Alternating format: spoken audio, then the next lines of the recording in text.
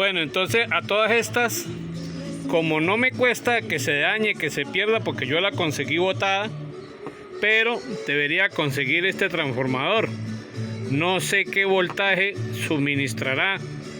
¿Por qué? Porque él aquí está la entrada con el fusible, ¿sí? La entrada vamos a suponer del fase,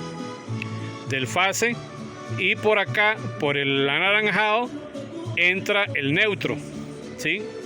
Entonces, acá está el puente rectificador de salida para acá, para este transistor, y lógicamente